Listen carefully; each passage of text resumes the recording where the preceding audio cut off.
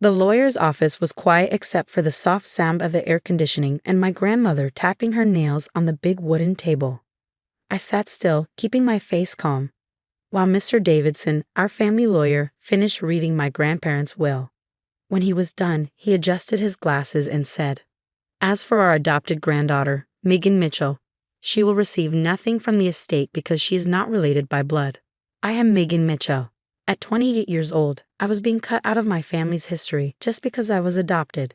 It's nothing personal, dear," my grandmother Margaret said, though her smirk said otherwise. The Mitchell fortune must stay in the real family.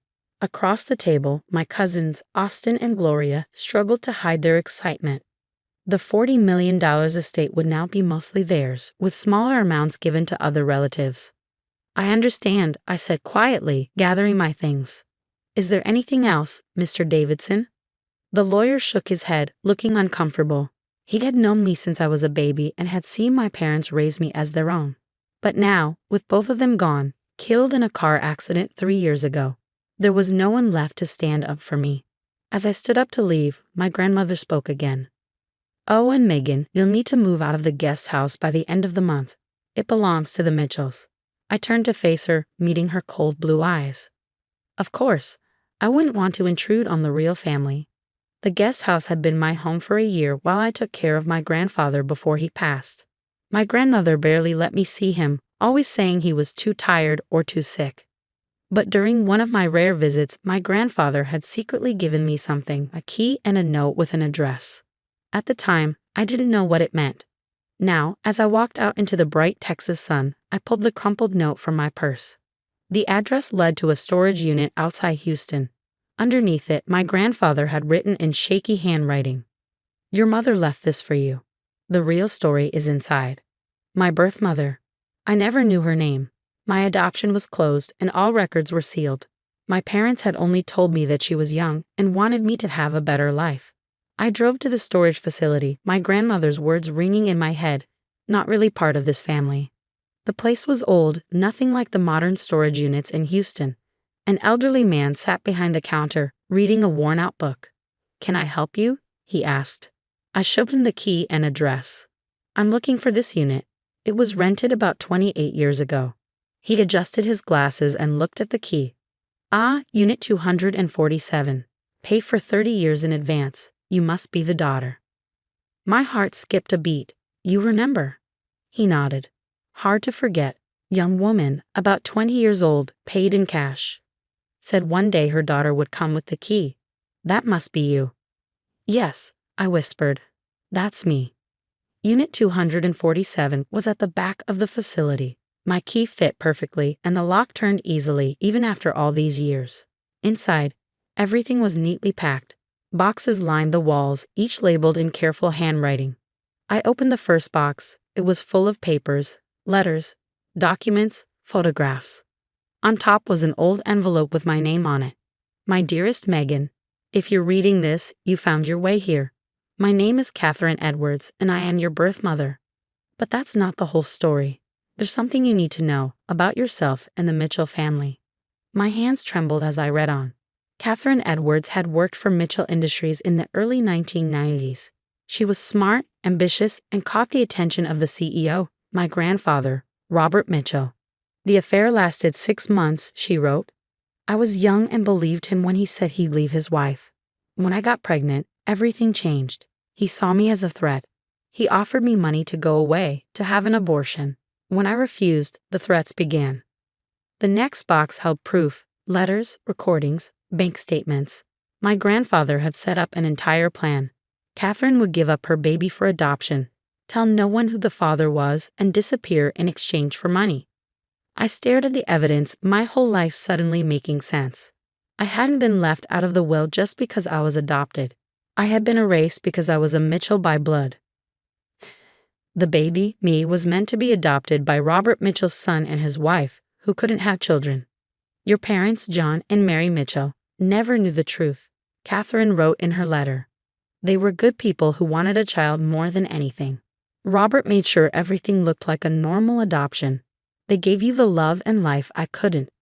But Catherine hadn't disappeared. For 28 years, she had been collecting proof, not just about my real father, but about the Mitchell family's darkest secrets. Corporate fraud, tax evasion, years of hidden crimes that built their fortune. I regret my part in all of this, she admitted. I was young and scared, and I let them control me. But I never stopped watching. I never stopped gathering evidence. Everything you need to prove who you are and what they've done is in these boxes. I sat for hours reading paper after paper. The truth was shocking. I wasn't just an adopted outsider. I was Robert Mitchell's granddaughter, more connected to the family than my cousins, Austin and Gloria. Some documents even suggested they might not be Mitchells at all. My phone buzzed. A text from my grandmother. Don't forget, end of the month.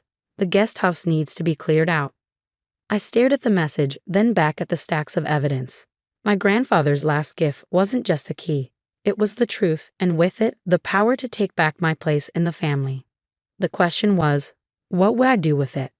For the next week, I sorted through every box. Catherine had been careful and incredibly smart. But the biggest shock came when I found a hidden compartment at the back of the storage unit. Behind a false panel, there was a laptop and stacks of hard drives, all labeled with dates. Catherine hadn't just collected evidence. She had continued tracking the family for years, using secret contacts and surveillance. My phone buzzed again, another text from my grandmother. The movers will be at the guest house tomorrow at 9 a.m. Be ready. I looked around my small living room, already packed up in boxes. For 3 years, I had lost everything. My parents, my place in the family, and now my home. But this time, I didn't feel helpless. For the first time, I had power. That night, I called the only person I could trust, Michael Chin, my father's old friend and the former CFO of Mitchell Industries. He had quit after my parents died, saying he couldn't be part of the company's corruption anymore. No one had believed him. Megan, he answered, his voice kind but worried. Are you okay? I heard about the will. I need your help, Uncle Mike. I said, using the name I had called him since childhood. Can we meet somewhere private? An hour later, I arrived at his house. His wife, Natalie, saw my face and didn't ask any questions. She just nodded and went to make tea. I spread the most important documents on Michael's dining table. As he read through them, his eyes widened. My God, he whispered. I knew they were hiding something, but this, he looked up at me. Do you understand what you have here? I nodded. Enough to destroy them. But I need your help to make sure it's solid before I take action. He picked up one of the hard drives. These financial records, they prove what I suspected when I quit. They've been stealing from the company's pension fund. If this falls apart, thousands of employees could lose everything. That's why we need to expose it now, I said, before it's too late. Over the next few days, Michael helped me sort through the evidence. He brought in a forensic accountant and a lawyer who specialized in corporate fraud. Everything had to be airtight, because the Mitchells wouldn't go down without a fight. At the same time, I moved out of the guest house. My grandmother sent an email to the whole family, proudly announcing that the adopted outsider was finally gone. She had no idea that I was spending my days meeting with federal investigators, SEC officials, and reporters, carefully preparing to expose everything. The files on Catherine's laptop revealed a tangled web of fake companies, hidden accounts, and illegal transactions. My grandparents weren't just protecting the Mitchell name. They were protecting a fortune built on lies and theft. One afternoon, as I was reviewing documents with Michael, my cousin Austin showed up at his house unexpectedly. Well, he smirked. Already planning your revenge, Megan? How pathetic.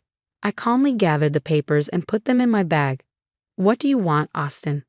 Grandmother sent me with a message. Back off. Whatever you think you're doing, you won't win. I stood up, meeting his gaze. And what exactly am I doing, Austin? His smirk faded for just a second. We know you've been asking questions, meeting people. It stops now. Or what? I stepped closer. You'll cut me out of the will. Take my home. Oh wait, you already did that. For the first time, I saw doubt in his eyes. He wasn't used to this version of me, the one who didn't back down. Just remember who you're dealing with, he said, trying to sound threatening. The Mitchells know how to handle problems. After you left, Michael turned to me. They're getting nervous. We need to move faster. That evening, I got an encrypted email from one of Catherine's old contacts at Mitchell Industries. The company was about to announce massive layoffs to cover up the missing pension funds before anyone noticed. I made one last visit to the storage unit, gathering the final pieces of evidence. As I locked up, the elderly manager approached me. "Your mother left something else for you," he said, handing me an envelope. "She told me to give it to you once you'd had time to go through everything else." Inside was a single photograph. Catherine holding me as a newborn, tears on her face. On the back she had written, "Remember who you are. You're stronger than all of them." The day of reckoning arrived on a bright Monday morning. I sat in the Mitchell Industries boardroom, not as an outsider, but as the key witness in a federal investigation. At that same moment, FBI agents were raiding Mitchell properties across the country. SEC officials were searching company servers. And then my grandmother walked in, escorted by federal agents. For the first time, there was no smug smile on her face, just shock and disbelief. She looked at me sitting next to the lead investigator, and for the first time in my life, I saw fear in her eyes. "What is the meaning of this?" my grandmother demanded, her voice shaking. "Megan, what have you done?" "Please take a seat, Mrs. Mitchell," the FBI agent said firmly. "We have questions about Mitchell Industries' financial activities." Austin and Gloria were brought in next, along with other family members and executives. One by one, they entered the room, their shock growing as they saw me sitting there.